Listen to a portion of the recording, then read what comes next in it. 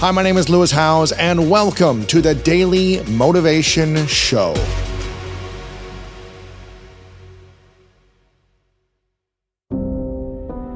I think society was sort of designed so that we wouldn't talk about money. Why? Because I think it's designed so that we have a few people at the top and a lot of people at the bottom.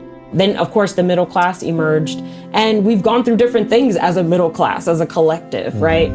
I think that's part of the reason why it's like, don't tell, employers saying, don't tell your coworkers how much you're making because I'm paying you more than I'm paying this one and I don't want y'all to know, right? So it's like, it comes from those places, but it's reinforced everywhere, Right. Everyone's reinforcing it. Exactly, and I think not just corporations or. Yes, and because there's so much mystery, it's like, I don't know how much you make. We don't know, and we're scared to make assumptions, and we're sort of guessing, and we're like, well, if I put mine out there, I might be embarrassed because I discovered that I'm actually either making too much related to my peers or too little. And I think it goes back to belonging. We just want to belong to a community, to a group. Because of that, it's like we don't want to do anything that's going to make us not belong. It's just an inherent human need to belong. And so I think that we don't talk about money because we think it's going to affect our ability to belong, whether it means we're too broke or we have too much, or somewhere in the middle. I'm telling people, if I get a speaking gig, here's how much they paid me, right? And I asked for more and they gave it to me. So make sure you do that too, right? Or I negotiated for higher pay, or I negotiated for profit sharing, or I asked for more vacation days, right? We need to share our money earning strategies with each other, especially with, women and people of color, right? Putting more money, that's what allyship is, in my opinion, is putting money in the pockets of the groups who need them, right? We have this huge wealth chasm in this country. So how can we start to change that? And so that's why I share how much I got paid for a book deal, all these things that you're not supposed to share. I'm gonna tell you. Yeah. This is how much I got, this is how I got it. I think if we're willing to be transparent, people will be transparent with us. That's what I've found in the conversations that I've had. And that's how I've learned a lot about money, is by having conversations. The friend that I was spending time with last night, she's an investor and a financial advisor. And so I was asking her, okay, well, what are you investing in and how are you thinking about it? And what is an investment thesis? I don't even know what that means, right? We were having conversations and she was teaching me all of this stuff because I was willing to tell her, okay, here's how much money I want to invest, but I don't know where best to put it, that kind of thing. So I think you just got to be willing to put yourself out there first. And I find that people want to talk about it. So when I bring it up and I start sharing, they immediately start sharing because it's they were waiting for an opportunity to talk about this. Yes. Is what I find. So I think we just got to start doing it and create more transparency around it.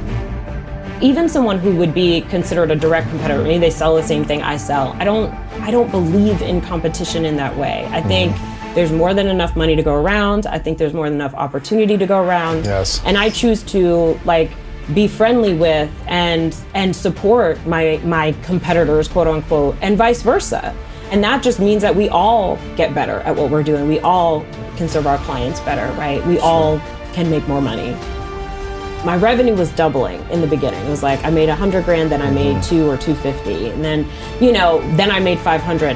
Then I plateaued. It's okay, 560 and right. 620. I know. It started making me mad. From 500 to 700,000. I think I was there for 3 years. Yeah. And there was all kinds of stuff going on in my life. One, there was a lawsuit that one of my business partners, so this is one of the things where you're too trusting too quickly caused some issues. So that was a huge distraction for me at that time. I had 2 babies back to back. Wow. And then there were just a lot of lessons I needed to learn. I had all these people working for me, but I didn't have good boundaries. And I just kind of let them do whatever they wanted and didn't have, I was learning how to become a boss. I was learning how to become a leader and a manager. It's so much more challenging than just doing your skill. Let me just be good at the law thing, which is what people wanted me for. Yes. Now they want my business for that. And me, but I've got to train the team and to deliver. Yeah. Right, exactly. It's a different skill. It's totally different, and it can be challenging. And I think that's why a lot of times we're well, I'm just going to go back to doing it myself. And it's you can, but it's going to keep you small. Yeah. You have to say yes to those challenges and learn that new skill, right? And I think leadership skills are so valuable and for everybody. I had to learn that, and it took me a couple of years to figure out how to have stronger boundaries, figure out how to stop letting people waste my time, figure out how to charge for what my services are worth, right? All of those things, those were lessons that I was learning in that time.